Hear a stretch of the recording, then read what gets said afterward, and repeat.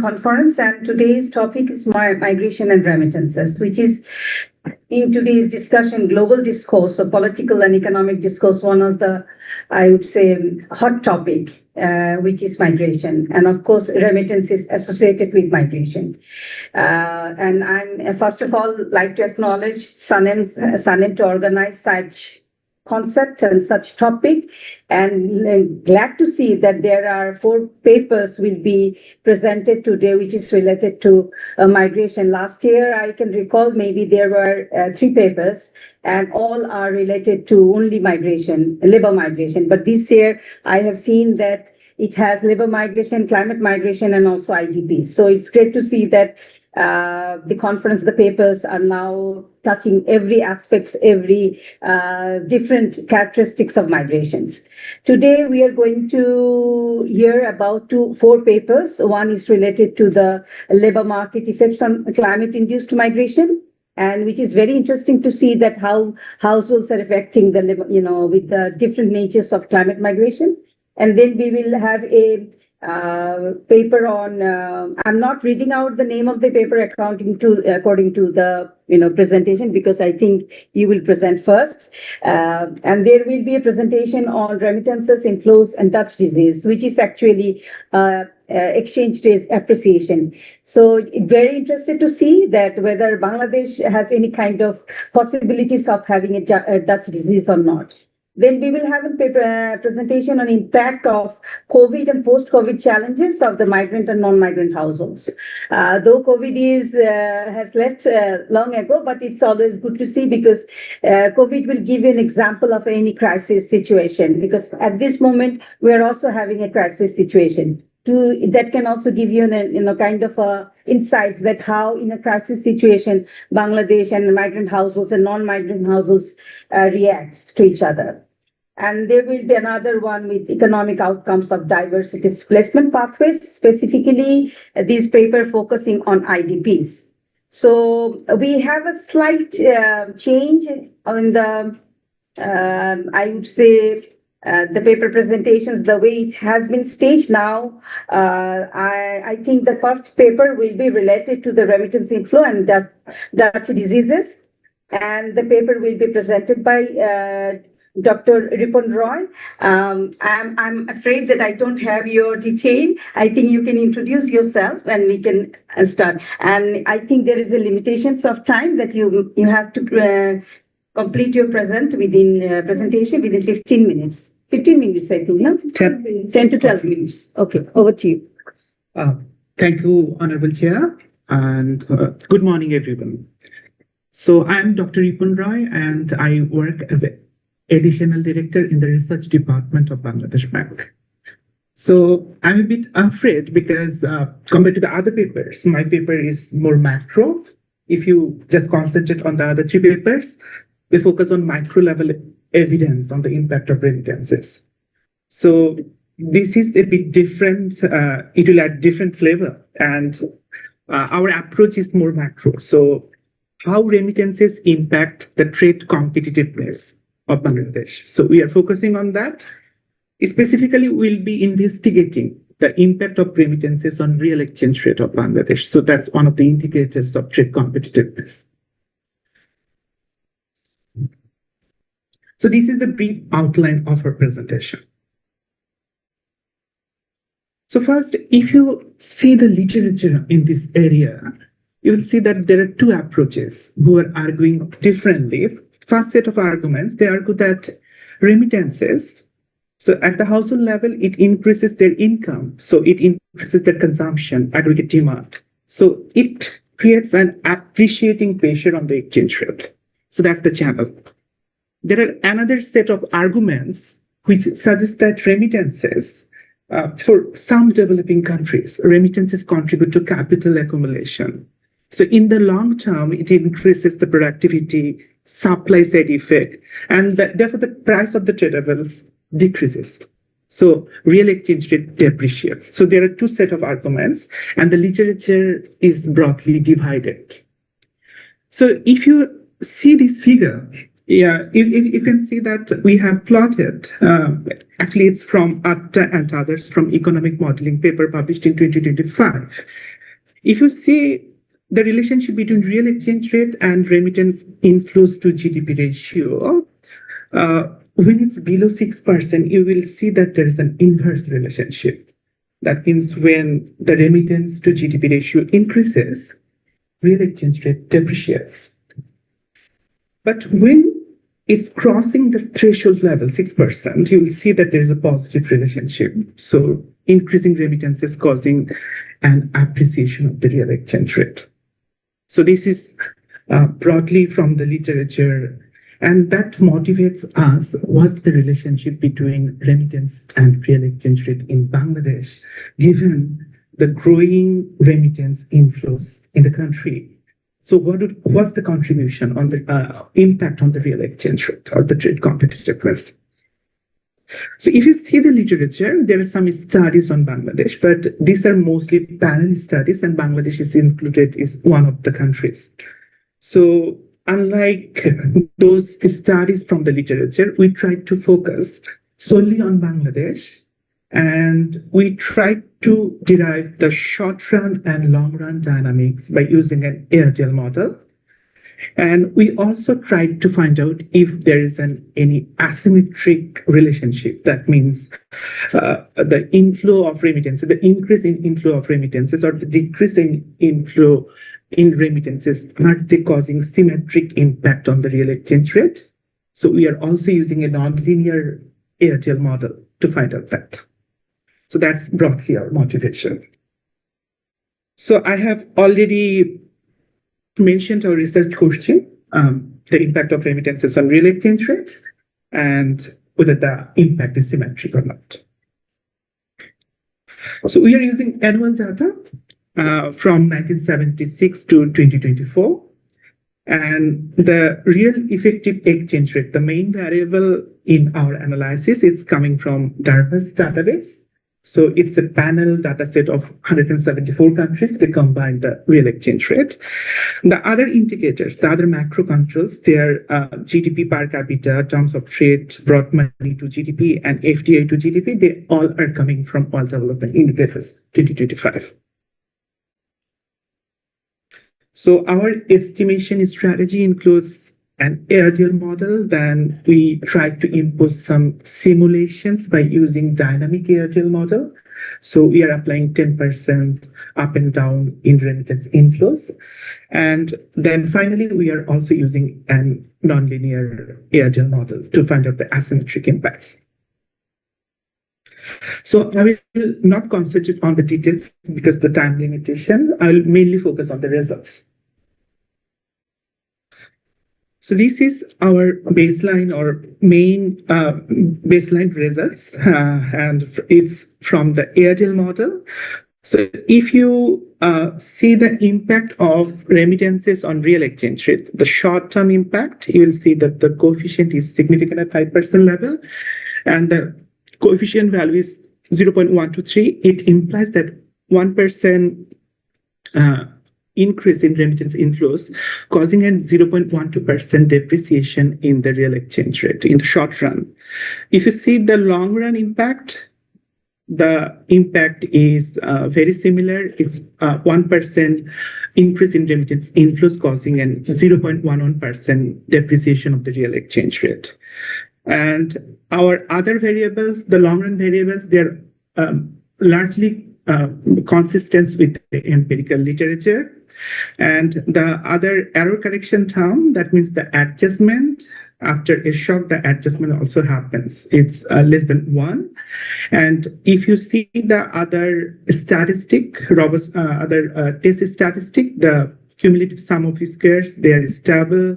BGLM test, it also suggests that no autocorrelation, and it's normally distributed, the error terms. So this is the result from Airtel model. And then we extended these results in 2 subsamples. So if you see the flow of remittances in Bangladesh, you'll see a big jump after 2000. So now we divided our sample before 2000 and after 2000. And these are the results for the 2 samples. And the coefficient for remittances, the long run coefficient of remittance inflows, it's 0.1 and 0.16, and they're statistically significant at 1% and 5% level. So our results also sustain if we just divide the sample depending on the remittance inflows. Then we applied a dynamic Airedale model. So we applied 10% 10% shocks, counterfactual shocks, 10% increase in remittance and 10% decrease in remittances. These are the parameter estimates from the model. I will mainly focus on the shock. After the shock, if you see that what's going to happen with the real exchange rate after 2024 to 2043, 20 years. So if you see the impact, the 10% shock, that's positive shock, that's causing a depreciation. That's in part A. And in part B, you can see that 10% shock in remittance inflows, the negative one, that's causing an appreciation of the real exchange rate. Finally, we applied a nonlinear Airedale model to check if there is any long-term asymmetry or if there is any asymmetric impact of remittance inflows on the real exchange rate. So the coefficient for remittances, and in the long run, if you see that the shock, long run positive shock is statistically significant at 5% level, but the negative shock is not statistically significant. If you also see the long run asymmetry, you'll see that the long run remittances and FDI to GDP ratio, they have the long run asymmetry impact on real exchange rate, but all other variables, they are quite symmetric. The shock in the short run and long run is quite symmetric. And all other residual diagnostics are reported. They support the model. So what the main take from NARDL results is that there is a long-term asymmetry in the results. And positive remittance shock, it's causing a depreciation. Negative remittance shock, it's causing an appreciation. And asymmetry is mainly presented in the long run, not in the short run. So we have tested some robustness analysis because some of the literature, they have used remittance to GDP ratio instead of remittance inflows. So when we changed remittance inflows to remittance to GDP ratio, most of our results, they persist. Although the magnitude of the coefficient changes, but in terms of statistical significance and in terms of the direction of the variables, they're sustainable. They're robust.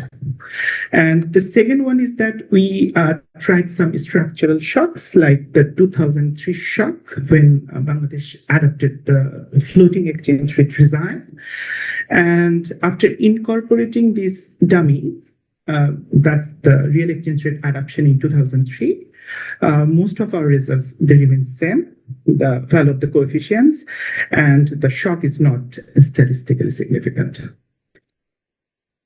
So what's our key conclusion is that, so most of the countries, so is the Dutch disease? If any kind of capital inflows come to the country and that your currency appreciates due to that, it hurts competitiveness of other sectors. So that's the main thing.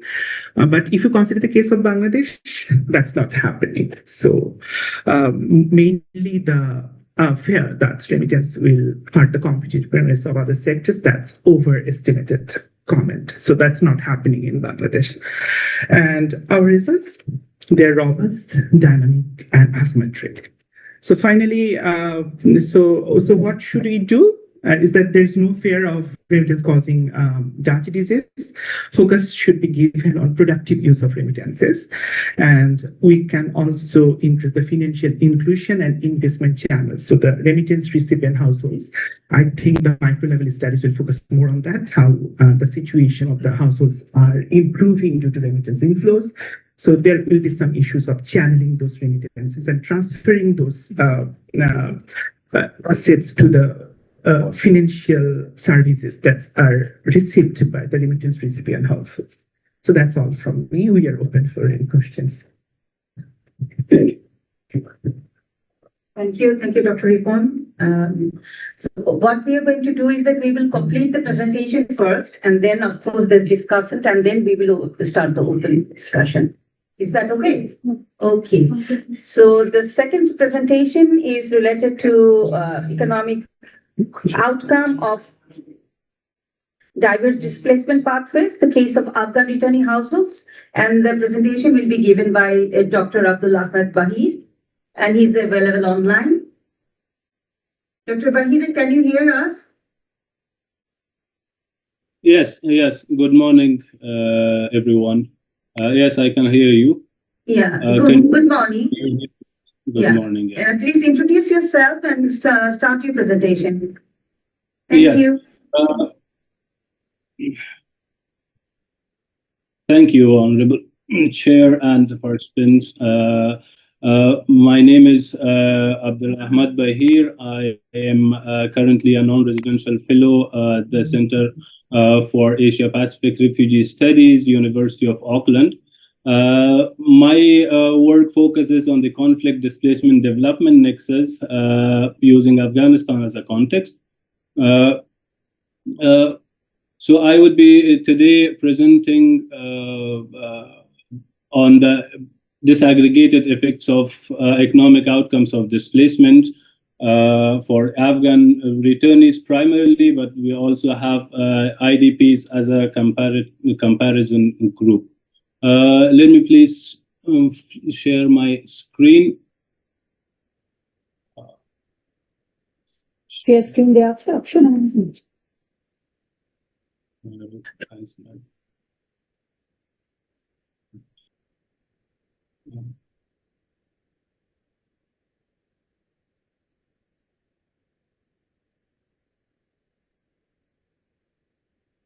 Okay. I'm currently facing a little. Do you have my? Could you please share my screen because I'm having some system-related issues. Sure. I'm trying to upload, but it requires me to connect some privacy-related problems. It keeps 1, 2, 3.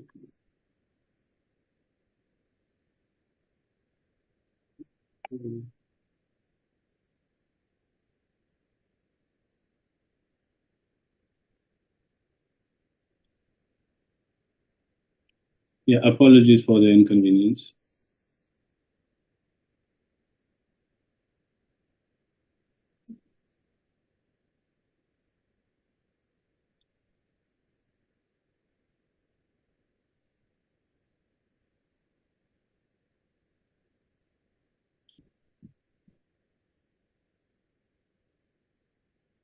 Start your session now. Presentation. Yeah, it's I think still loading. Can see that still. It's loading. Oh, I think he has a problem with the internet.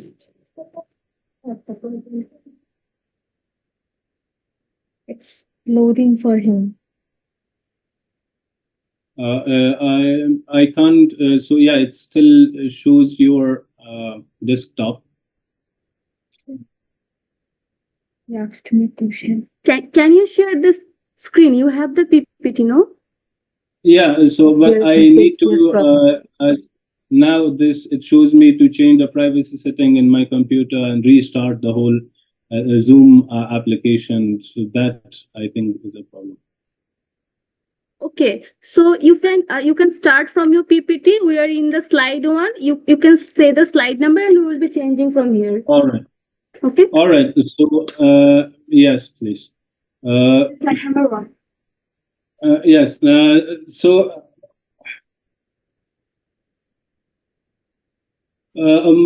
This paper is part of my PhD research on the violence-induced displacement in Afghanistan and its livelihood outcomes for Afghan returnees. So in slide,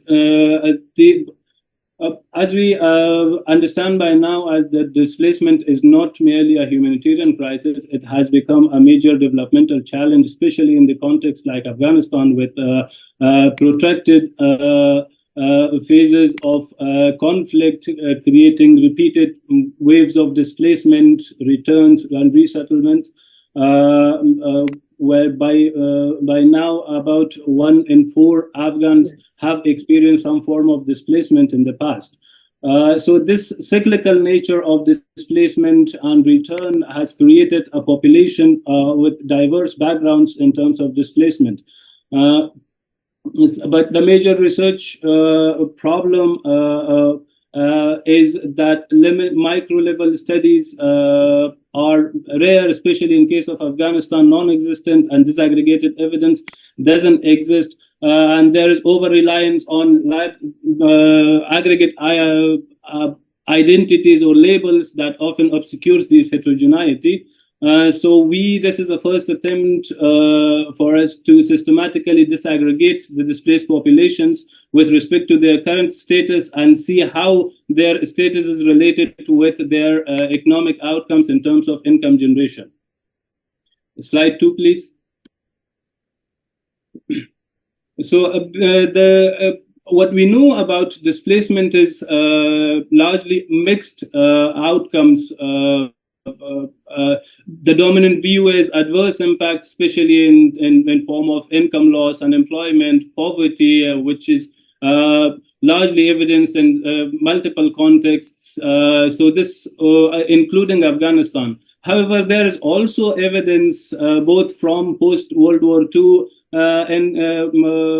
situations and all recent situations showing positive economic outcomes in terms of if displacement or this period of forced mobility is spent at a time with associated with access to diverse labor markets, supportive institutions, or opportunities to develop skills.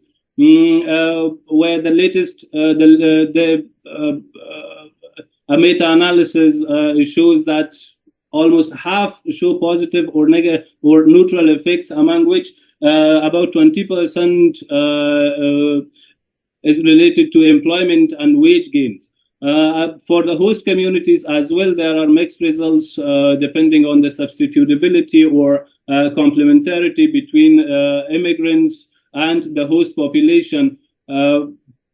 So this mixed terrain and the debate is majorly due to 3 major gaps in the research. First, disaggregated evidence, as you said, is lacking. Often we suffice with the aggregate labels and take average across diverse groups, which often obscures the heterogeneity within these groups. And mostly since the humanitarian aspect catches more attention, so the more qualitative studies focusing on the immediate effects are while it gives contextuality. However, it's weak generalizability or limited comparability with other contexts. This is an attempt to disaggregate these groups using rigorous econometric analysis and micro-level data to understand the differences across different groups and outcome and their implications for policy. We used the Afghanistan Living Conditions Survey. This is a flagship of the National Statistics Authority of Afghanistan, a nationally representative survey covering socioeconomic conditions, demographics, and livelihoods. And it includes a specific module on displacement histories of Afghan households. The causes, the timing of displacement, origin, place, and location, and context, and return trajectories. We use income, household income is captured from 4 income generating activities. So it's we use household income as our primary dependent variable, and displacement then captures the movement due to insecurity and violence. Initially, we divide the households, whether they have experienced displacement at all or not, into ever displaced or never displaced groups. Then we further disaggregate the ever displaced households with respect to their current status at the time of survey. And so as we see in the table, first major group is the never displaced population, and the ever displaced households are then divided into home returnees, which include those who have experienced a period of displacement and return to the same province that they had originally fled. Resettled returnees return not to the original province, but to another province, showing urbanization, and displaced returnees. These are the households who have experienced displacement at some point, but returned, and currently they also identify as displaced. Either they are displaced for a second round or a continuation of cross-border displacement turned into internal displacement upon return. And the final one, this displaced non-returnees, this include IDPs for whom it would be the first round of displacement, and also include some refugees from neighboring countries in Afghanistan. So that's why we do not call them IDPs, but displaced non-returnees. We use different empirical methods depending on the objectives. Initially, a descriptive analysis to explore the income disparity and OLS regression sequentially to understand the relationship between displacement and household income. And we use causal inferences, a matching method to control for selection into displacement and the potential bias. We performed all the necessary adjustments for robustness of the result. Slide 4, please. Slide 4. Yes, I have gone to slide 4. Result. Yes. So first we'll jump to income to the results. Initially, what we see here in table 4 is the income distribution of households across 4 income sources. As we see that on average, so we get counterfactual or counterintuitive argument results here showing that displaced, never displaced households earn 4% less than the national average, while all ever displaced categories earn significantly higher household income in the past year as compared to the never displaced and the national average. So all groups outperform the great factors. Non-displaced households on average. Returnees and resettlers exhibit even stronger income outcomes, and resettlement, so showing that resettlement advantage or moving toward urban or locations is potentially the cause of this. And displaced returnees show weaker diversifications, as we see, where so in the second income generation activities, even displaced returnees earn less than the never displaced households of 18,000 compared to the 24,000. And the other, so it generally it shows limited diversification across all groups, but even limited among displaced non-returnees. So the effects are heterogeneous. Next slide, please.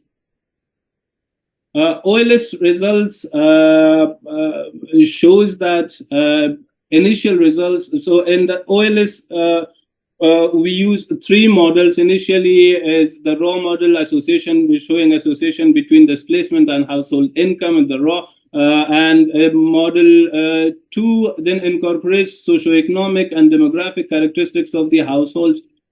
And model 3 then adds additionally the contextual and geographic characteristics to account for locational specificities. Initial results show that a strong positive association between displacement and income. There is a typo. So as we see generally across, first for the ever displaced groups, 29% higher income as compared to the never displaced households, which reduces to 15%, and then 4% even after we control for socioeconomic and geographic characteristics. Similarly, across different categories, we see that resettled returnees exhibit the highest income advantage at the beginning. However, it reduces to 2%, majorly due to geographic location or geographic variations. So the socioeconomic characteristics, what here it shows is that the geographic location and socioeconomic characteristics of the households explain most of the income disparity among these groups, but still there is some unexplained portion of this variation that could potentially be attributed to displacement experience.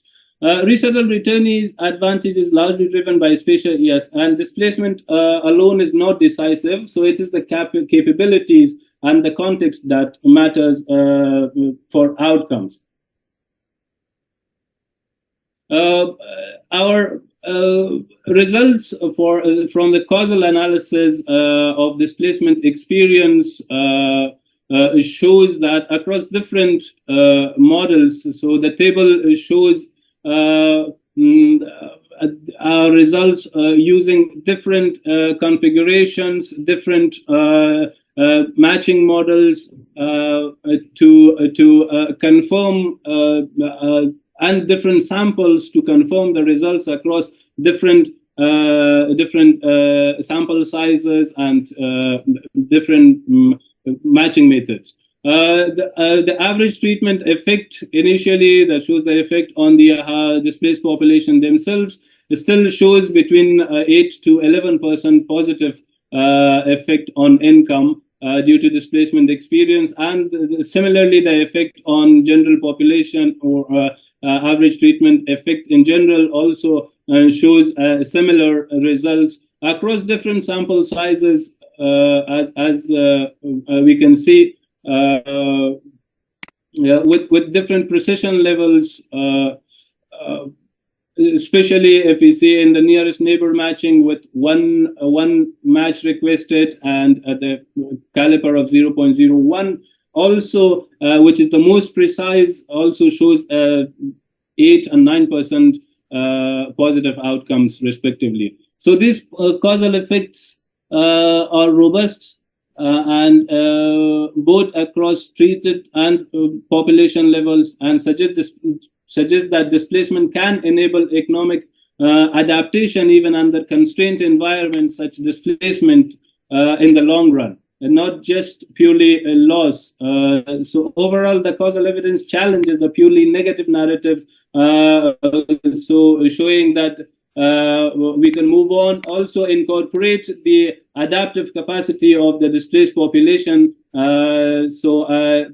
challenging the humanitarian context in the long run, so a developmental context. And if we see through that lens, there are some adaptive capacity that could be used, especially in Afghanistan, which is facing huge waves of return. And the next slide, please. The disaggregated causal effects across different groups also show similar patterns. Here, what we are more interested is to see the patterns. Actual figures also are similar across different specifications. However, the pattern is more similar. So resettled returnees again shows the highest income gains, strongest location effects here, and home returnees also benefit through, but to a lesser extent. Majority of resettled returnees have resettled in urban areas, including Kabul city. So around 75% of these households have returned after return to Kabul, while home returnees also returning back to their province of origin show advantages. However, displaced returnees, those who are displaced, they show mixed outcomes. So there is partial adaptation and also vulnerability, especially when we consider the diversification of income sources. Non-returnees, again, all the groups gain positively,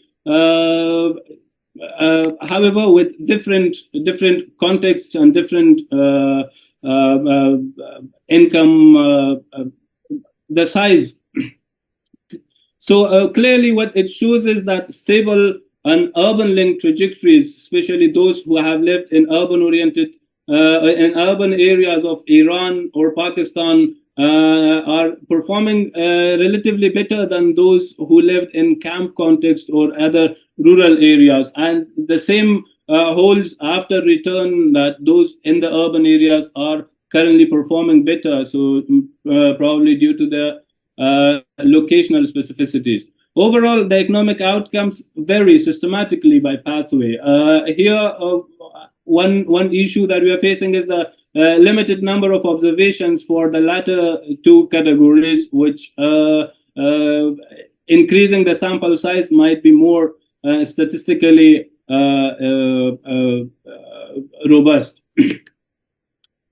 So finally, the mechanism shows the spatial mobility, where initially households, majority of them displaced during the earlier phases in 1990s, displaced from rural areas, went to Pakistan, Iran, and other urban settings.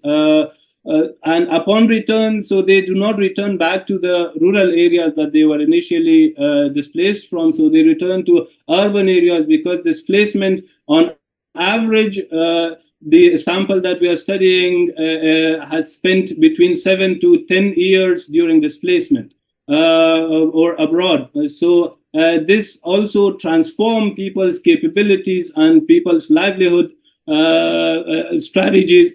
So upon return, because of the livelihood strategies, they choose to return to the more diverse labor markets, which the urban settings provide, and the capital accumulation that some capital that they acquire during displacement is one of the primary reasons. The other is that during displacement also, the diversity of the livelihood opportunities that they get and the skills that they develop, mostly so multiple members of the same household involved in different activities. So this diversity is also a form of reducing risks. And also institutional and aid economies. Most of these returnees who returned, they also brought with them these some skills that were in demand for, especially in post-2002 context in Afghanistan, which the country's economy was mostly the service sector. Also some reconstruction, but service sector, and most of the skills required in these sectors were provided by returnees, where those non-returnees or non-displaced in Afghanistan staying in a context of continuous conflict did not get that opportunity to actually acquire those skills. So at the point into labor markets, diverse labor markets, because so this would also enable the continuity for displaced populations in terms of their economic activity, so that they can continue to build on their experience, the skills that they have, and the human capital they bring with them for a sustainable solution and reintegration. We should also invest in education, vocational training, and small and medium-sized enterprise development, which most of the returnees prefer or are involved in. Labor strengthen urban reintegration programs in secondary cities is required for, especially for housing. Most of these people are facing problems with respect to housing and land, but primarily housing. So in order to accommodate these 5 million is not a small number of our 40 million population country. So this 5 million would require spaces, especially if they are returning to the urban centers, and currently the pressure on Kabul city is increasing. So a better option would also be to expand these cities to accommodate these the returnees, and also with the limited resources available for tackling the reintegration issue, it would be better to link humanitarian aid with larger economic development programs, and so that we solve the problem in a sustainable manner, rather than using a one-size-fits-all programming that often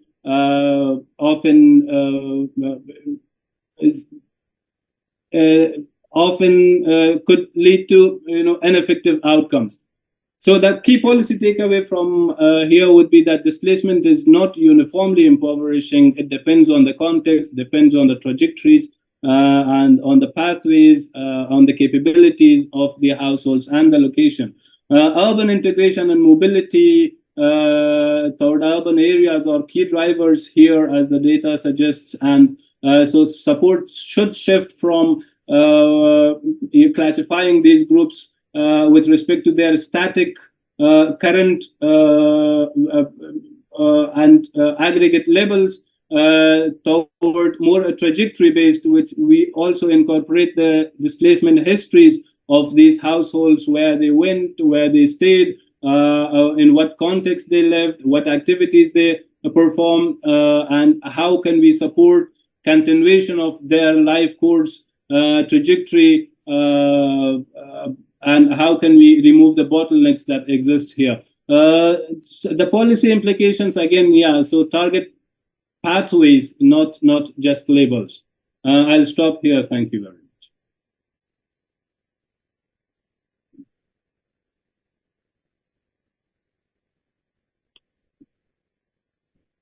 Thank you, Dr. Bahir, for the excellent presentation and interesting outcomes. Now I'd like to request Dr. Asrin Karim to present.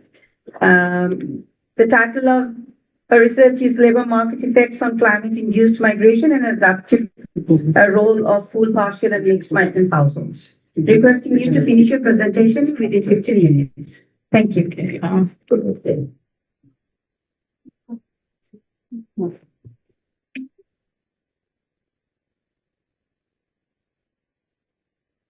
By sitting here, or as you like. I think it's better. Actually, sure. Thank you.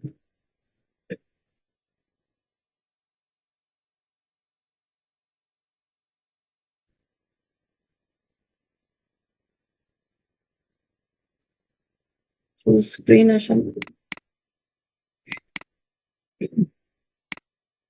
Full screen.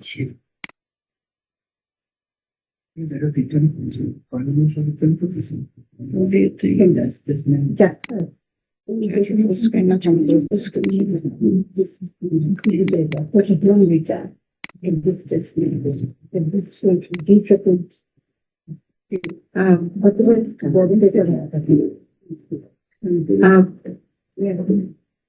I'm Dr. Asrin Karim, currently working as a senior research fellow at the Bangladesh Institute of Development Studies, BIDS. Assalamu alaikum, Bismillahirrahmanirrahim, and good morning, everyone. I don't want to waste my time by apologizing, though I really need to apologize for this delay because I was stuck in a very bad traffic. Sorry for that. Extremely apologized. So the title of my paper today, as you heard from the chair, is Labor Market Effects of Climate-Induced Migration, the Adaptive Role of Full, Partial, and Mixed Migrant Households.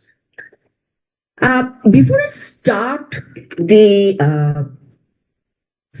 discussion on this topic, I'd like to acknowledge one thing, that this is very much, pretty much, in fact, work in progress. So what you see is basically some preliminary results of a survey that we have done in the coastal belt.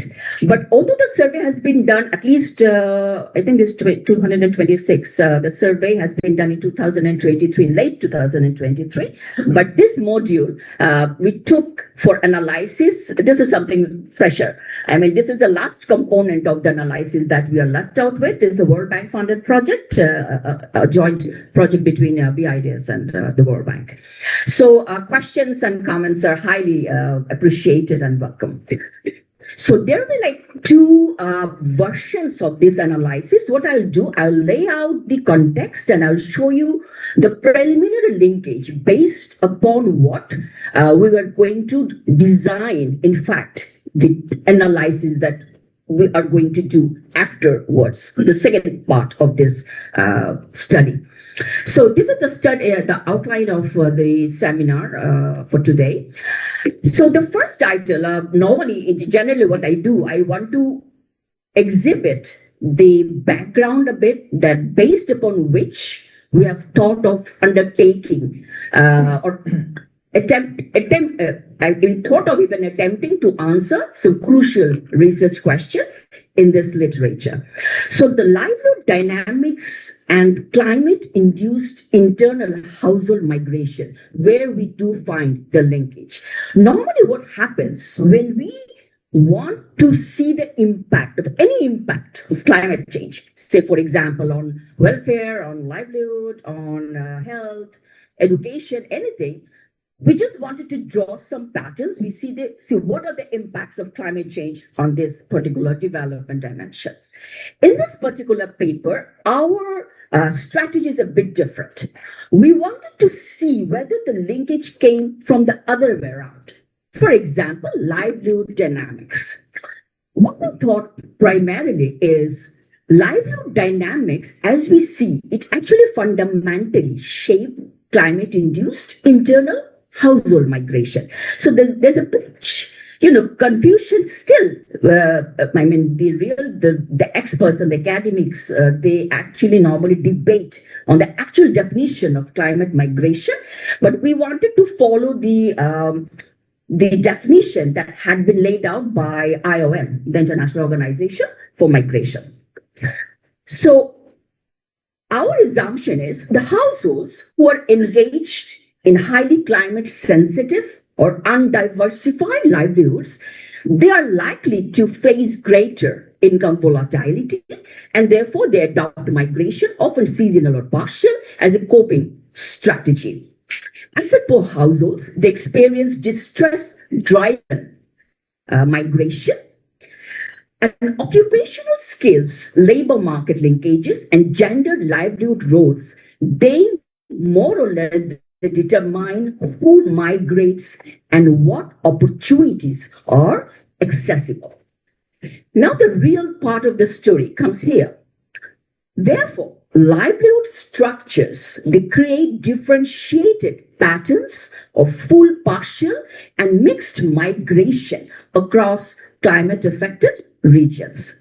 We are going to define how we are thinking about looking at these types of migrated households. And obviously, there is a significant need for addressing the related SDGs to put the importance of this nexus.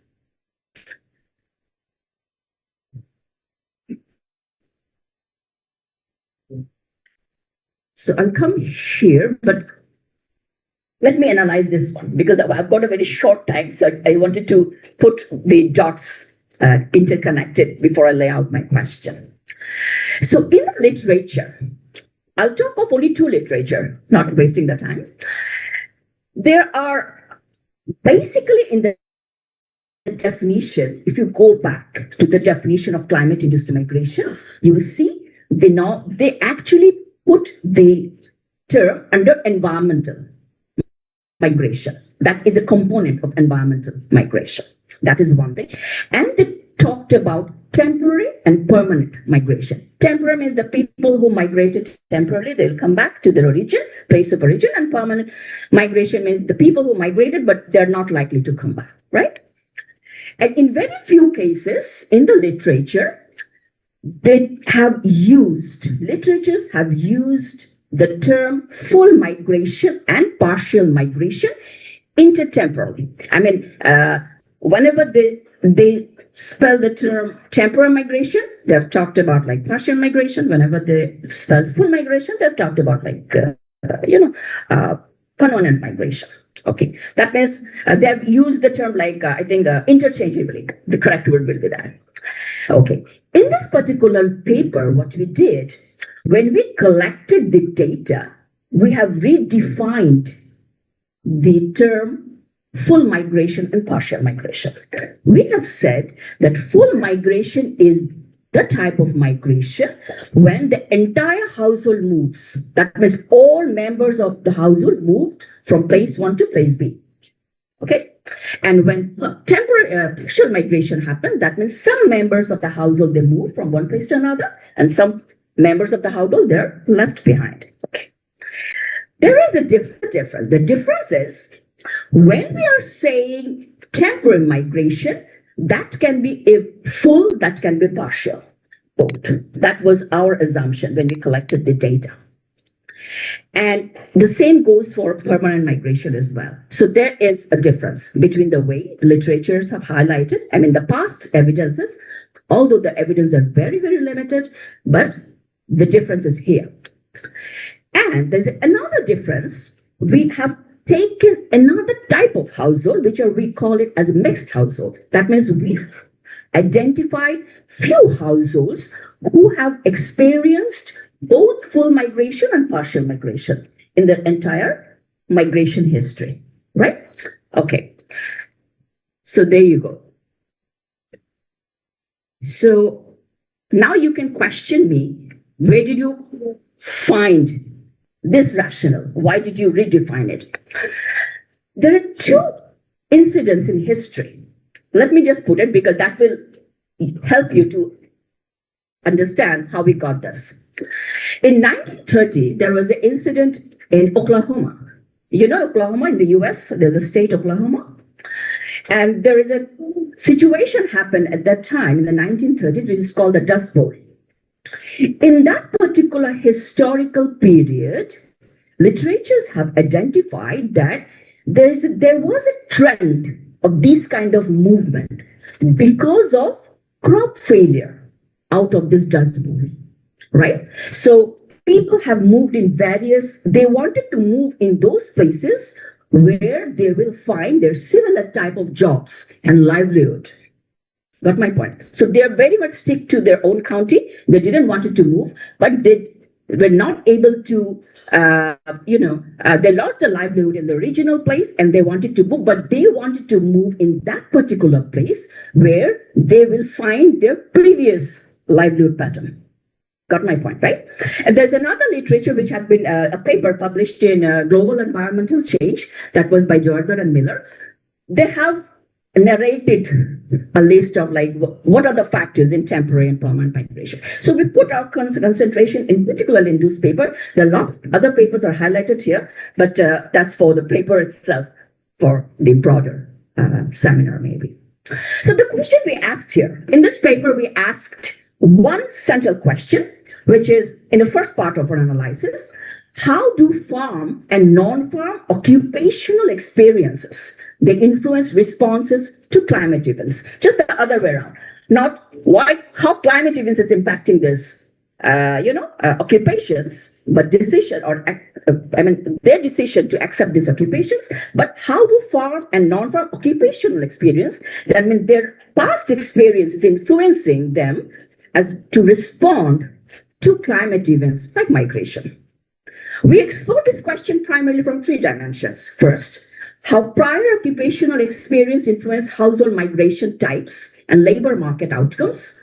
To what extent does this displacement and livelihood pattern differs based upon sudden and slow onset climate events? Sudden means, for example, the floods, cyclones, the disasters that happen suddenly.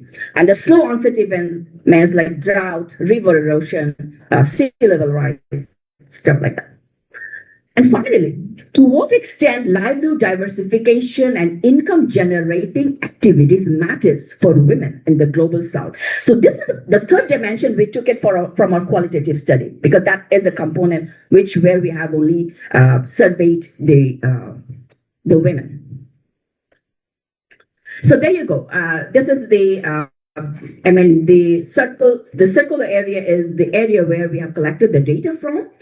We have put a timeline, which is Cyclone Amphan. That's just for a reference here, putting a reference here, because we needed to identify those households who have migrated after that event, maybe triggered by that event as well, from place A to place B. So the entire migration is internal, you see, not moving from there. So we have got 403 households.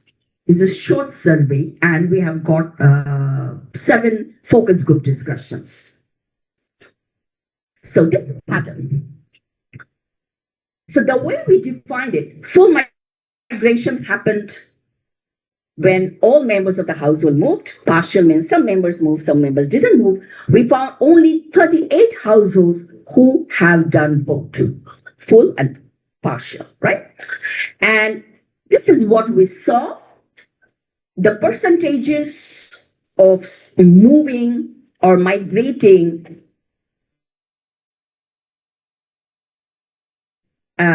in a pattern for partial and full based upon sudden onset and slow onset disasters.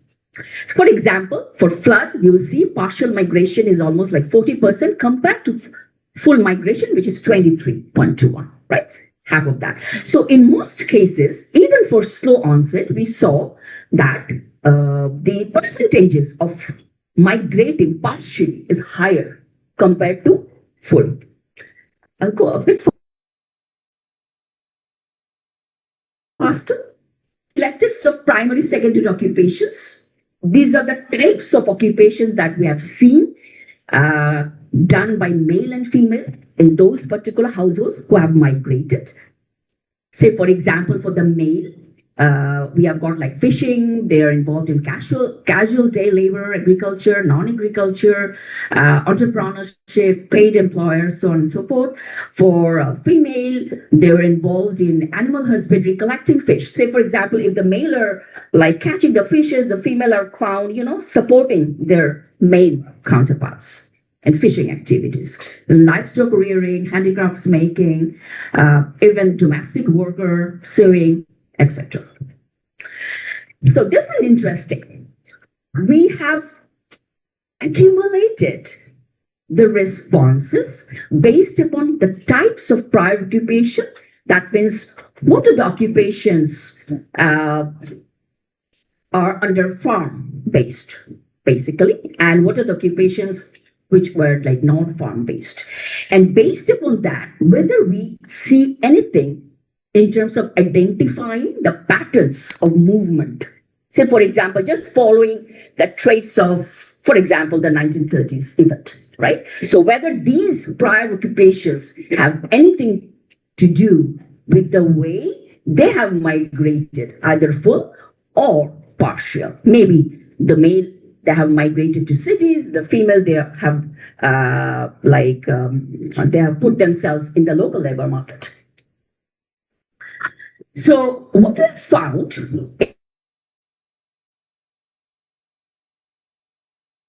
they were involved in casual labor for agriculture. The percentages of partially migrating is higher, which is 80%, compared to the form of farm activities for fishing. And for non-farm based, the highest category that we have identified is the self-employment, which came from non-agriculture, which is nearly 55% for partial migration, compared to 7.84% in full migration. And in this particular slide, what we did, we have added one more column, which is based on the classification of disaster, the sudden and slow onset, just to see whether the disasters that have triggered them to move from place A to place B have anything got to do beyond this classification of IGAs. And here, the results are also pretty much consistent. The pattern of migration and households for partial is comparatively more or better compared to full migrated households or even mixed. And the footnote is saying basically what are the activities we have under this farm-based IGAs compared to non-farm-based. So I'll go very, very fast. Maybe I can come back to if you have any questions in the question and answer section, just because I don't think I have time. Just give me one more minute, okay? Or maybe two. So here, basically, when we have asked some questions to the females in the focus group discussions, the patterns are pretty much different. We try to understand what actually drives them, or what are the drivers behind these women's IGAs, why they have undertaken these activities for sake. So they have identified some economic challenges because they have to move. There are like, relocation, cost of job search, asset loss, stuff like that.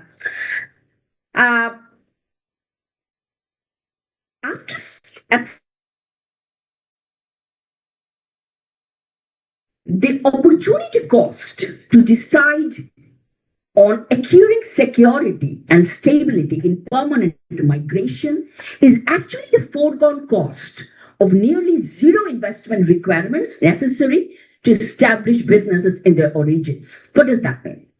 It means that we have found out if they have moved back to the original place, they don't have to invest or start from the very beginning. Even there was a major loss in their assets, because settling in a new place do require them to have some prior investment. And how do they get that? In this particular trait, the local NGOs are actually playing a very good role. They offered them job plus loan bundle offer through which they can move to new skills. The intention to return depends upon migration types. There are dual arguments for them. The presence or lack of desire to return to the host or regions, that demonstrates counter-arguments to women. It was understood that women actively participated in income-generating activity with aspirations encompassing the poultry farming, fish and vegetable cultivation in the destination local locations, when they possessed a lack of desire to return. And they believed that new employment prospects would arise in the migrated areas with both public and private sector interventions. But there are other arguments as well, particularly those who temporarily migrated. They preferred and showed interest to return to their place of origin as well. And this is very important for our policy related to climate resettlement and urban development as well. Their primary reasons include high cost of living in migrated areas, insufficient income. A good reasoning could also be the attachment with the roots and desire to live with their extended family.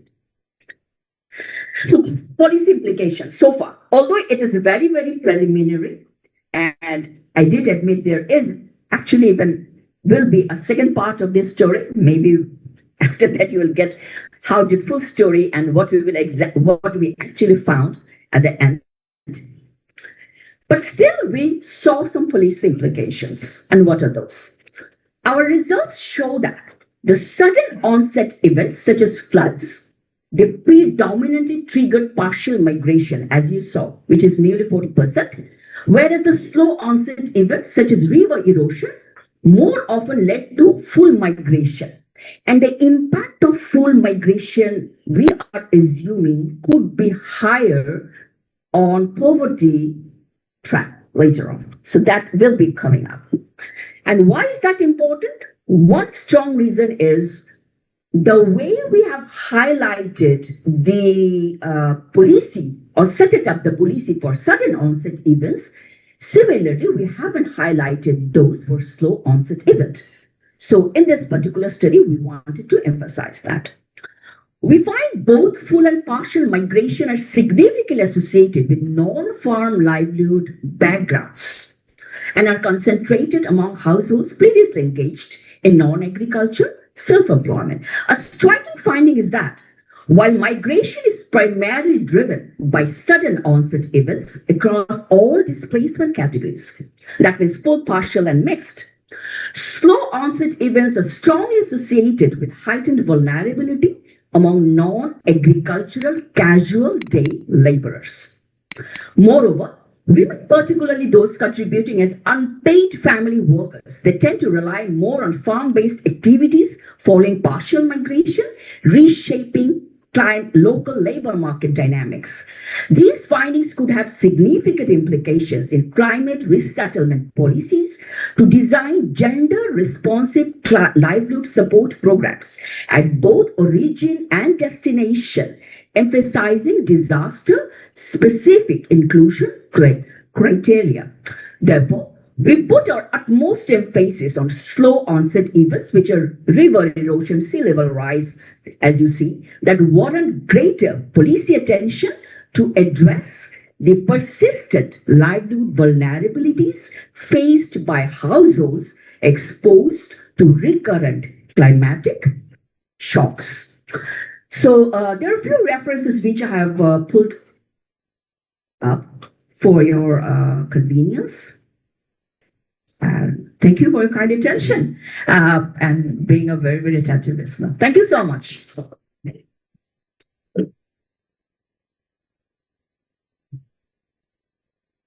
Thank you, Dr. Azreen, for your excellent presentation and the striking findings. But I would personally be very interested to know about the household groups who didn't migrate at all. So I have seen there is a significant share who did not migrate. So would like to know about their characteristics, would like to know about their occupations also and why they decided not to migrate after all this happening. So that is also very interesting to know. Now, where is Mahtab? Okay. You reached? Okay, at last. Okay, so now we're reaching at the last presentation. I'm requesting Mr. Mahabuddin to present this presentation, and you will have 15 minutes. Wow, that's a lot. I should have cut down your time because Yes, please. you're late, but okay. 15 minutes. Thank you. Let me put my presentation first. Oh,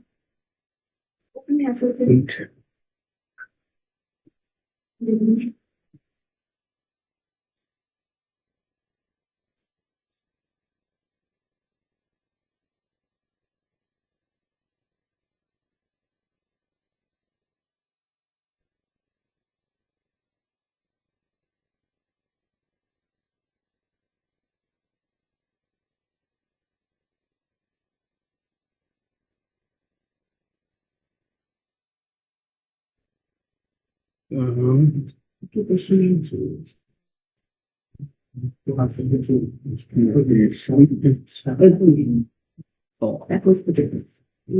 I don't have to share it here, do I? I should run. First one.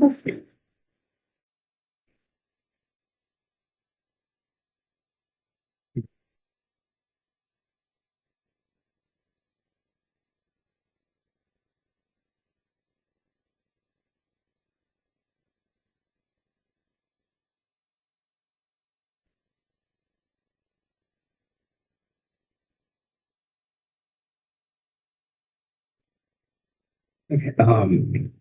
I think I already lost 1 minute from my all this preparation. Thank you so much, Honorable Chair Ranmapa, and my very fair person, Ehsan Bhai. So it's always a pleasure to sit with my fair person like Ranmapa and Ehsan Bhai on the same panel as as this. My deepest apologies. I arrived so late. It took me almost 2 hours to come here, and I have been on down with flus for the past 2-3 days. So again, my apologies. So let me start my presentation. So what I'm going to take is that it's a kind of on this presentation, I'll be talking about how the choices of migration, like it affects the consumption, smoothing, and welfare during a major event like COVID-19 pandemic. So I'll try to be very brief with my presentation. So let me give you a very overarching view of it. So you see, COVID-19 was a kind of it's a shock everyone faced. Okay, everyone, whether you are in the country, whether you are abroad, everyone faced it. So it's very important to understand, how did this affect the internal migrant or domestic migrant who migrated from their own district to some other district, and our international migrants who migrated to some other countries. And we had, during the COVID-19 pandemic, some returning migrant. So they lost their jobs, they came back, and they stayed in the country. So how did the COVID-19 pandemic affected their livelihoods, their consumption, and other dynamics? So that's the paper I'm going to show you. Okay. So my research questions, although it looks very, very big, I mean, there are 5 questions there, but it's not that difficult to understand. So they are quite interlinked to each other. Okay, in the first one, what I mean, they're very much interlinked. Like, I want to understand, like, what happened to their consumption expenditure, what happened to their, their poverty, what happened to their food security and dietary diversity, and in the post-COVID period. Just immediately when the COVID-19 ended, then we saw the Russia-Ukraine war, the price level increased. So you see, I wanted to understand whether the migrants were better to absorb the shock. And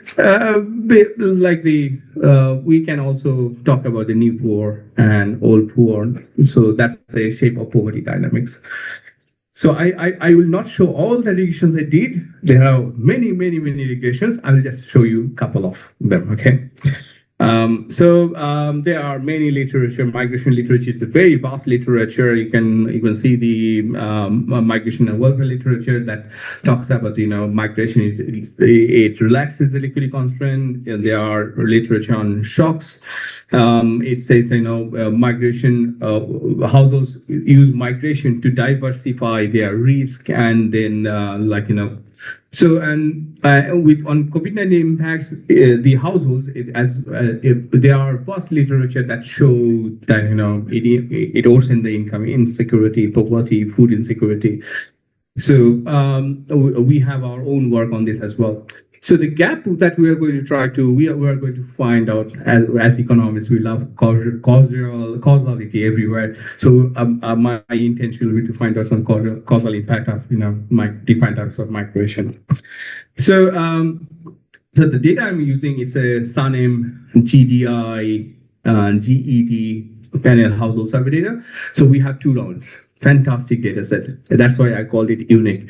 So we have 1 round in 2018, and it was collected just before COVID-19 started. So our data was collected November, December in 2018, just before, prior to COVID-19. And the second one is just after the post-COVID shock into November, December 2023. So the key output that I'm interested is in the consumption expenditure, what happened there. I want to see what happened with the poverty. I measured the poverty in 3 ways: upper poverty line, lower poverty line, and multidimensional poverty index, MPI. So so with regard to MPI, I had to modify it slightly, but our result is quite similar to the what the Sabinalkar and others defined. So ours is 26.9%, theirs is 27%. So anyway, that's a detailed discussion. We have to have separate time, another time. So I also measured the household data diversity score, ACTS, and I also estimated the FIES scores. And then so I want to see the impact there. And the price shock is just in our household survey data, we asked the households whether they were able to cope up with the price shock. Okay, so it's a kind of a dummy. If they were able to cope up with the shock, it's 0. If they were not, it's 1. And lastly, I embedded the vulnerability to poverty. It's the probabilistic model, so very simple to understand. But again, the nitty-gritty will be quite complex to cover within my 13 minutes. So, so migration categories. I have three kind of migration: internal migrant, international migrant, and returning migrant households. So as you can understand, migration is a kind of, excuse me, I'm feeling quite nauseatic actually. I had fever last night. So I break পানি খাবো এই পানিটাই তো sorry আমার সময় কেটে না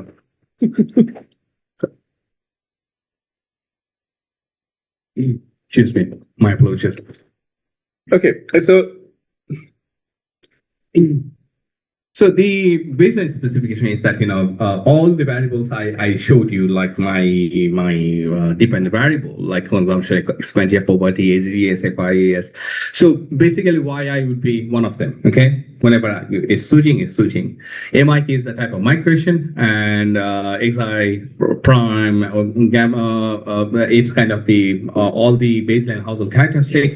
I control for the special fixed effects. I control for the local variability exposures, and I also cluster the standard errors at the PSU level. So my main estimate in all the regressions, I intended for 2 SLS, and like I went for IV profit. In some of the cases, I went for ordered profit. So it depended from case to case.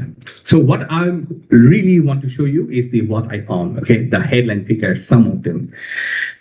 So, and the migration, as you can understand, as I was saying, migration is an endogenous households who migrate. They are systemically different than the households who do not migrate.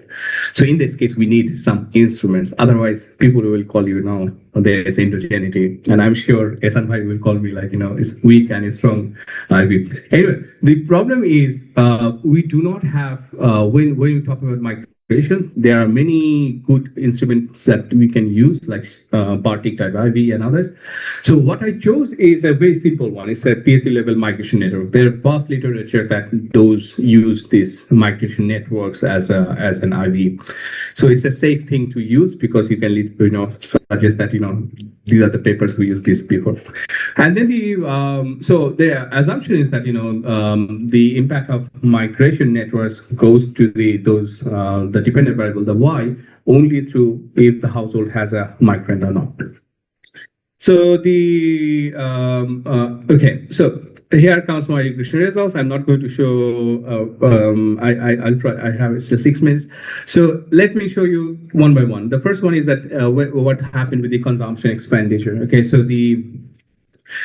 our dependent variable is the log of consumption expenditure at the household level, and then our explanatory variable, we had lots of controls. We had, as I was saying, we have a special fixed effects, and we clustered our standards at the PSU level. So what is the headline results we see is that households who were domestic migrant. That means the household who had domestic migrant, they had fewer consumption in the post-COVID period. And household who had international migrant, in the post-COVID period, their total consumption expenditure at household level, it increased. So what it means it was a channel of widening inequality in the country. Then if you remember what we teach in economics per se is something called Engel's curve. What it shows, like when the household group gets richer, their share of food expenditure. As you move from as it increases, then it decreases. That's what we call Engel's curve. So what I found exactly like that is that domestic migrant household, they spend in the post-COVID period more on their food share, their total. The expenditure of the food for the domestic migrant households is substantially higher than in non-migrants. For international migrant households is substantially lower than non-migrant households. So that means international migrant households, they spend more on non-food items than the domestic migrant households. Then when we looked at the change in the total expenditure, when you find the total expenditure, right? So then you want to see what happened, whether there was a growth, like between their consumption expenditure in 2018 and between in 2023. So that's what we saw here. So change in consumption expenditure between 2018 and 2023. So we found out that there is no significant difference between them that can be explained by this migration channel. So the same goes with the food. So it didn't increase the food expenditure or anything like that. But what increased is the non-food expenditure. And that we can explain, actually. So what happened in the post-COVID period, lots of the households, they started spending more on healthcare. That's what we found in our data as well. Like international migrant households, they spend on healthcare more than the non-migrant households. And they also spend on security, safety, online education, and etc. So so great. Then what we did, it's this one based on 2SLS, but we also did IB profit as well. So our results are almost similar. So what it shows is that the impact on the poverty, and what it shows, the domestic migrant households, their likelihood to fall below poverty line is almost 20%, and for international migrant households, the probability that will fall below the poverty line after the post-COVID period is only 13%. It actually reduces their probability to fall below the poverty line. So this was for the LPL. So we estimated the poverty line based on the cost of basic needs approach. We estimated for all our 20 strata that we had in our data. Oh, sorry, I didn't mention that it's the nationally represented household survey data. So we had 10,000 households. So we covered 505 PSUs across the country. So this one is for based on the upper poverty line, and what it shows, the domestic migration, it doesn't have any impact on the on poverty when we consider upper poverty line, but it does. International migration lowers the probability of falling below the upper poverty line. And on MPI, domestic migrant households, it's weekly, as you can just one star, that means it's significant 10% level. So it's weekly significant that they are more likely to fall below the MPI, because during the COVID-19 pandemic, many of the households, they released their children and took them to the work. Okay, so that indicates that they are more likely to increase their likelihood to multidimensional poverty. Okay, so as I was saying, we also estimate the AGTS. So what you can see, like for internal migrants, their household diversity score is 1.3 points lower, and for the international migrant household is 1.4 points higher. So international migrant households have higher diversity than the domestic migrant household. And for the food insecurity index, there are no impacts for the domestic migration or internal migrant, but for international migrant households, we find that it reduces their food insecurity significantly. So they are almost 53% less likely to feel food insecure compared to non-migrant households. So let me be very quick with these two. One is probability of being vulnerable to poverty is again for migrant households. So VEP, it's a vast literature. There are very good papers by Shubham Chaudhary and others. So I followed their methodology. So what it shows us basically, like international migrant households are significantly less likely to fall below or feel vulnerable to poverty. So their likelihood to be vulnerable to poverty is substantially lower. And lastly, it's the probability of facing price shock stress. Again, for domestic migrant, we don't see any absorbance, or return migrants, we don't see anything. But for international migrants, they are 26% less likely to face the price shock stress compared to non-migrant households. Let me just skip all of them. Just let me conclude is,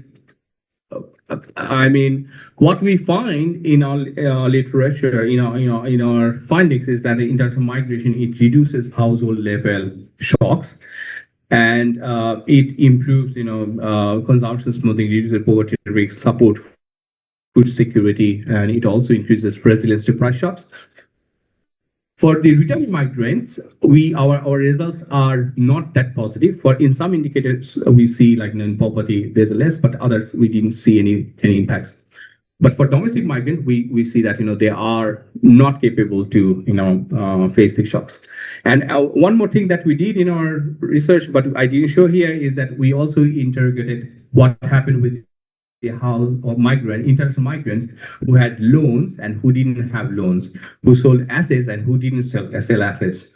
And we found out very nicely households who took loans, they are more likely to fall below the poverty line than the households who didn't take the loans. Households who sold assets and used those resources to go outside, they are more likely to face the price shocks than households who didn't sell their assets. So let me conclude here. I will send my full paper to Ehsan Bhai later on because I need his remarks, full detailed remarks. But let me stop here. Thank you so much. Yeah.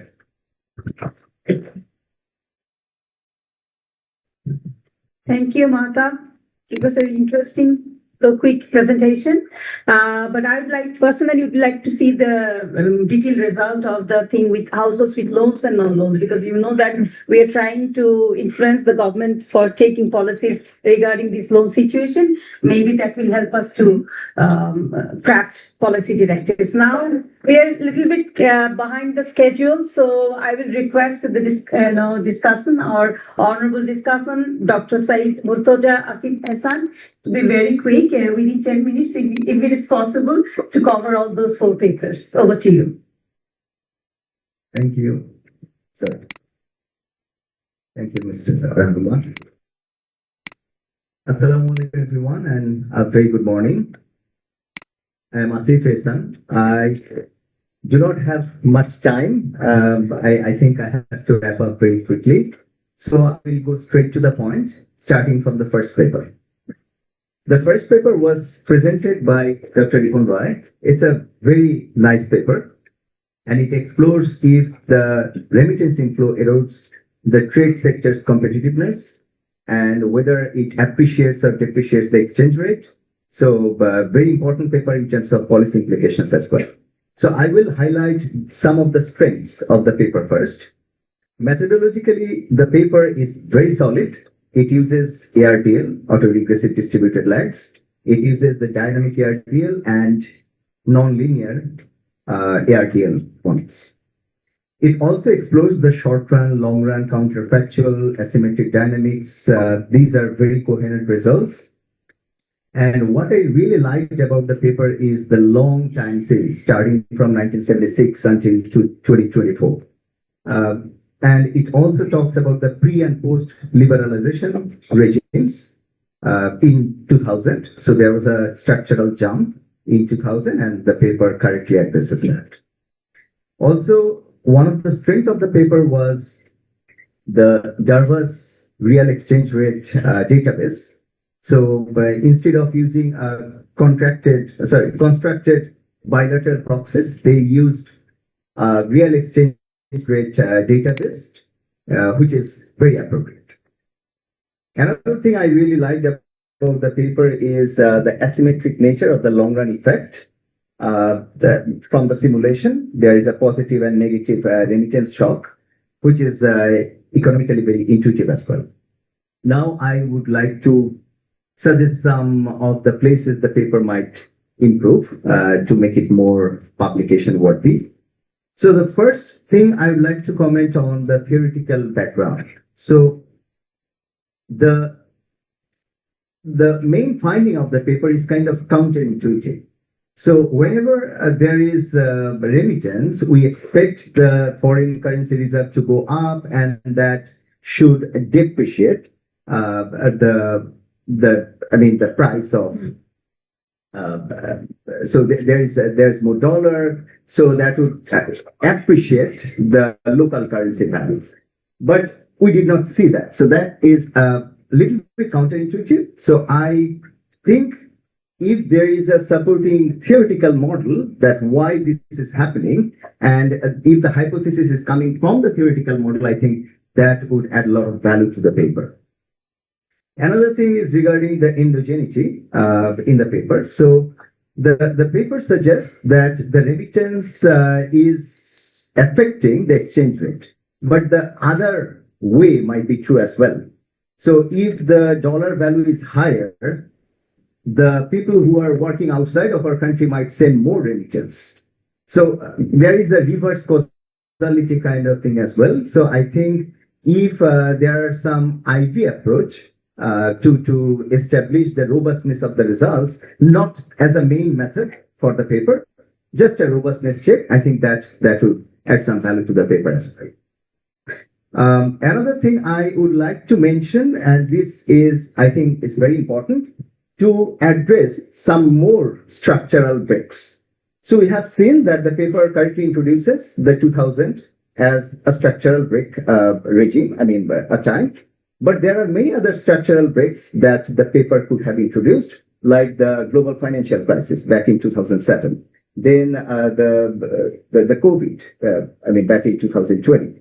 So all these structural break,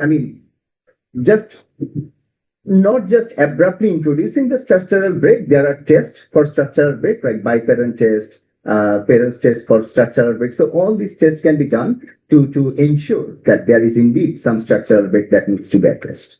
So that was regarding the first paper, but I really appreciate that's a very nice paper. And I hope that will get published in a very good journal. So the second paper was presented by Dr. Bahir. And the paper explores if the forced displacement has uniform or heterogeneous economic impacts on the households. And this is something quite new. I did not see any paper in the Afghanistan context. So this is a fantastic setup. I think this is one of the very first paper, and I'm pretty sure this will be published somewhere because the context is quite new. So I'd like to mention again some of the strengths of the paper. The paper currently the typological definition of returnees, the home returnees, the resettled returnees, displaced returnees. So, this is not I have seen in many literature so far. So that is a very good contribution for the paper. In terms of the methodological contribution, the paper starts with Wallace and it follows with a PSM, propensity score matching with kernel weighting, and it also uses nearest neighbor method. And finally, it uses the IPW, which is inverse probability weighting. So quite a lot of robustness check.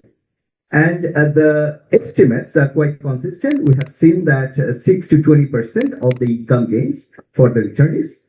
And in terms of the policy implication, the paper has contributed some novel finding as well. So the resettled returnees benefit the most, we have seen. And this is due to the Kabul's labor market. So I have gone through the paper as well. I think that was not detailed in the presentation, but that is a very good contribution. And also the displaced returnees exhibit weaker secondary income streams, so which has some very good policy implication as well. So, and like I said, the paper is novel in terms of the policies, in terms of the setting. So this is, I think, first of very few papers that is coming from the Kabul's, Afghanistan context. I would start with some places where the paper might improve. So the first one is, I'm an econometrician, by the way, applied econometrician, and I always think about the selection bias first. So that is, I think, one of the major concerns for the paper, because whenever we do propensity score matching, the propensity score matching is good for the observable characteristics. But if there are some unobserved characteristics, the propensity score matching does not do anything for that. So propensity score matching is like a weighted index for the probability that is coming from different factors that we can observe. So I think in terms of the household that are displaced, So they are systematically more entrepreneur. I mean, they are systematically more tolerant. They are a more risk lover, or I mean, you can say that they have more risk appetite as well. So they want to change their future, and that's why probably, I mean, if that is not forced, then often the households go for better futures. So that is one thing. Then there is the counterfactual issue as well. So the household that are never displaced might be systematically different. So that is not a clean control. They may be trapped precisely because they do not have resources to I mean, go to other places. And one major concern of the paper is the data vintage. So the data set, ALCS, that was collected back in 2016 to 2017. And we know that back in 2021, there was a takeover by the Taliban. And after that, everything changed. So all the policy implication and all the structural changes, I think that would be very difficult to take advantage of the findings and implement it through different policies. So that's one thing. It would be very good to see what really happened after 2021, the Taliban takeover. So that's one of the concerns of the paper, that the data is a little bit dated. The last thing I would like to mention regarding the paper is the author also mentioned about that. The displaced returnees, the number of observation is just 135, which is much lower than 10% of the overall sample size. Also, the same thing for the displaced non-returnees. So there were only 229 observation for that. Also, I was expecting that this is I mean, special data. So for any kind of special data, the standard error needs to be corrected, because there are some intra-class correlation that might happen in the data, inflating the variance. I mean, not really reflecting the variance correctly. So that might have some implication for the significance of the results. That was the second paper. So I will very quickly go through the first paper presented. Sorry. The third paper presented by Dr. Azmin Karim. It's a very nice paper. I went through so I had different version of the paper. I had first the extended abstract, then I had the abstract, and finally I had the slides. So I will combine my comments on all the versions I received. So the first one is, again, the migration typology. So that is quite new, and I mean, when she was presenting the paper, I was wondering why anybody didn't think about that before, because that is quite natural to think about whenever there is migration. I mean, often, especially in the coastal belt, often the household member, the male members, goes to work for the big field, and the female members reside in the house. So that is the definition of the partial migration. So I'll be very quick. I am being warned that I have too much time discussing the other papers. So that is a very good methodological contribution for the paper in terms of the definition. Then there is one novel finding of the paper for the sudden onset, like flash flood. There is no flash flood. There was flood, and there are the slow onset events like river erosion or salinity increase for the coastal belts. So we have seen that the sudden shock kind of translate into a hedging behavior. So they send their, I mean, a few member to the nearby locality, probably to get more income, but the rest of the family members reside in the, in the origin, at the original place. So the sudden shock affects the partial migration, whereas the slow shock affects the full migration. Also, I liked the gender lens of the paper as well. So we have seen there is a change of the occupation for the female members of the household. Initially, they were more involved in sewing, or they're more involved in poultry, but later on, after migration, they were involved in vegetable cultivation and handicrafts. So, from the extended abstract, what I really liked is for each of the research question, a relevant policy was matched for a relevant existing policy was matched. That I think that's how any policy paper should be. So, a little bit regarding the concerns of the paper, the endogeneity and the selection bias again. So the migration type might be non-random. So we should think about only OLS or running OLS might not be appropriate. So there might be some IV strategy or the PSN strategy to address that because the migrant household might be fundamentally or systematically different compared to, so there's some household specific effect that is not being addressed. Another thing is the small sample size for the mixed migration. So for the mixed migration household, there were only 38 observations. So I would suggest including that based on the definition, including that to other full or partial migration, migrating households. Another thing I would like to mention regarding the policy results. So, there are many policy findings.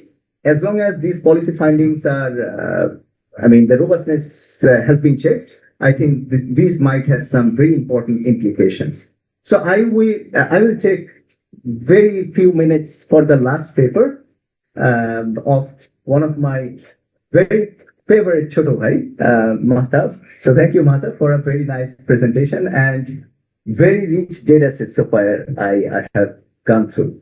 So there was a report. I couldn't find the paper, so I went through the report a little bit.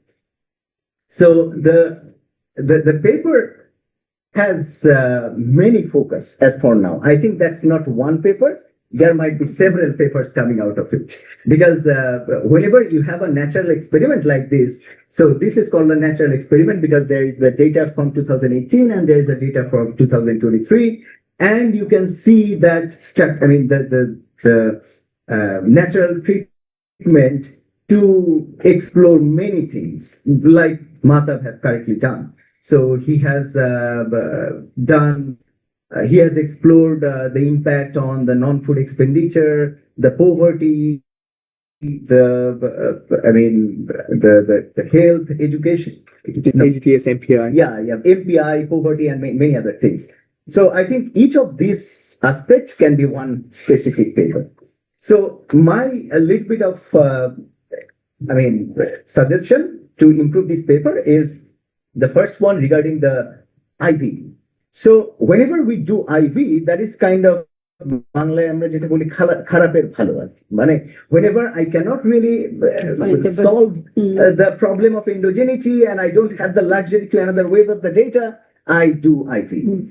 And IV is less efficient. And there are a lot of concerns regarding the validity and strength of the IV, like I have here as well. So the PSU level migration network might be correlated with the household specific effect as well, because wherever there are more migrant households or there are households that are aspiring to be more immigrant or going somewhere, then automatically there might be a network in that PSU, primary sampling unit. So that might have some correlation. So that kind of question, the validity of the PSU level migration network. So I would suggest to take advantage of these very rich data sets. So you have two waves of the data. Why not just doing some difference in difference, or just start with basic fixed effect? Yes, panel. So yeah, it's a panel. Okay. It's a panel. So I think that will take right. That will take advantage because difference in difference is kind of the gold standard if it is done well. So if you can just check the parallel pattern of the before and after, then I think that will elicit the causality of this COVID shock. And another thing is regarding the results. Some of the results are very interesting and some of them are very counterintuitive as well. Like for being poor, the lower poverty line, we have seen that the domestic migrant dummy kind of increases the likelihood of poverty. I think there is some kind of reverse causality going on here because the more poor households sending their household members to other places in the country because they cannot afford to send them to Middle East or there is no out migrant opportunity. So there might be some reverse causality in the result as well. So I will not take any more time. So thank you, and thank you for very nice presentation and very good papers. I really hope that all the papers will get published in very good journals. And thank you for a nice presentation. Thank you very much. It's something else, because we will not be taking question and answer because Apology to the audience, because we are really far behind, that we are skipping the your questions. So thank you everyone for your excellent presentations. We know that there are a lot of areas that we need to improve, and last one word I want to say this: being a practitioner as an economist for more than 25 years, I know that we have a very kind of fondness going for quantitative analysis, regressions. I'm also personally a very, always fond of regressions, but at the same time, when we talk about policy making and drafting policies, it needs to be checked with qualitative analysis. And you have tremendous, findings, all we have, but expect the macro thing, other households one. I think it will be more enriched if you go into some qualitative analysis, because you have some FGDs too, that will always enrich, because the world is changing. And now that having only quantitative analysis, researchers are also telling that these maybe the unobservable variables, we are telling that at the end of the day, that is the most maybe important things can be find out if we do this kind of qualitative analysis. All the best to all the researchers, and thank you, Sanem, for inviting all of us, and for this exciting breakout session. What left? Distributing the certificates and tickets. Yeah. Over to you. Yeah. But if anyone has any questions, they can ask while having the tea. Yeah.